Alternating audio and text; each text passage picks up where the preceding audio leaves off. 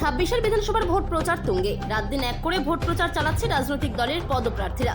বৃহস্পতিবার রাতে কালিয়াগঞ্জ বিধানসভার বিজেপির প্রার্থী উৎপল মহারাজের সমর্থনে রায়গঞ্জের সাংসদ কার্তিক চন্দ্র পাল নিজের 8 নম্বর ওয়ার্ডের ভোট প্রচার সারলেন নির্বাচনী সভার মধ্য দিয়ে।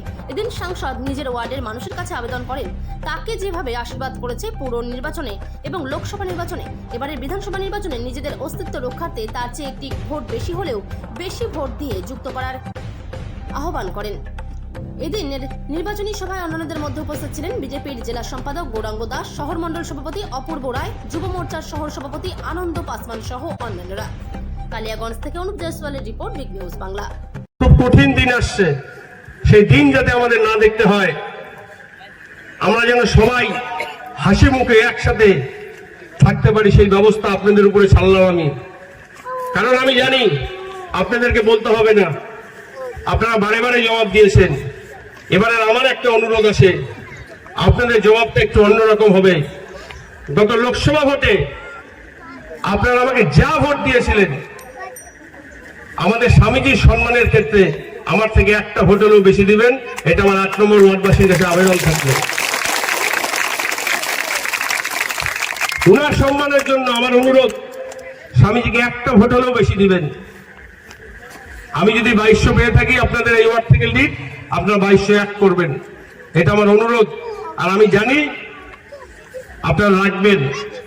যারা অনেক চাপে অনেক কষ্টে ঘুরে বেড়াচ্ছেন অন্যদের সাথে, আমি জানি তারা ওইখানে ভোট দেবে না, ভোটটা আমাকে দিবে। কারণ আমি জানি যে এই ভোট স্বামীজি পাবে, কারণ মানুষ ন্যায় অন্যায়টা শিখে গেছে, মানুষের বিচার ক্ষমতা বেড়েছে, মানুষ সঠিক বিচার করবে। তার সাথে সাথে আরো কিছু কথা বলে যাই। কথায় কথায় লক্ষ্মীর ভান্ডার বন্ধ।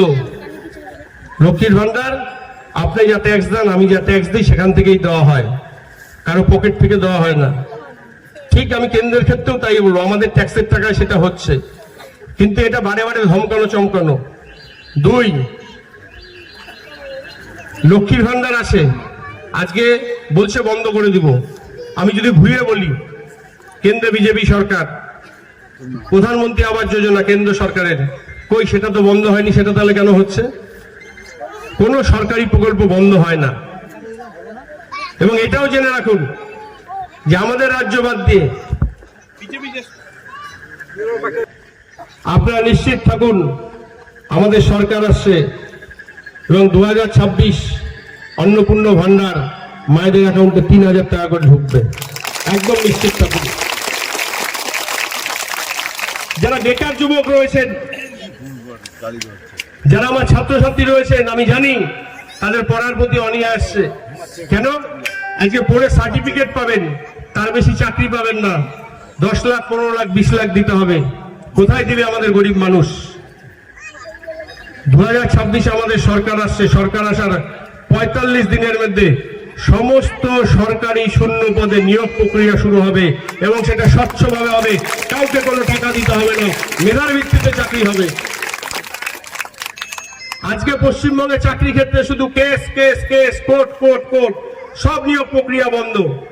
এই নিয়োগ প্রক্রিয়া বন্ধের ক্ষেত্রে আমার বয়স পার হয়ে যাচ্ছে, আপনাদের বয়স পার হয়ে যাচ্ছে।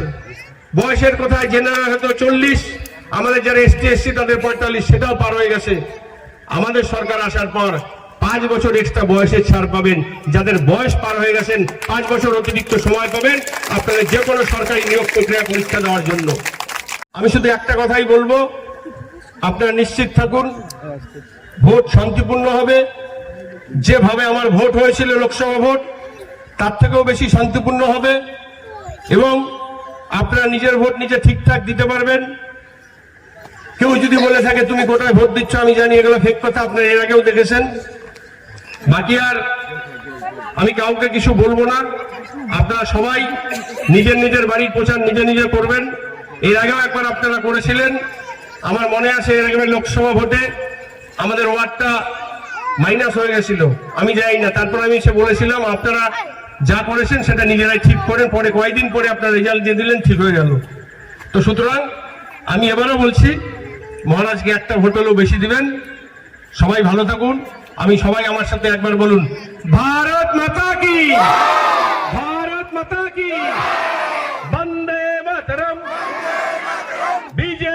জিন্দাবাদ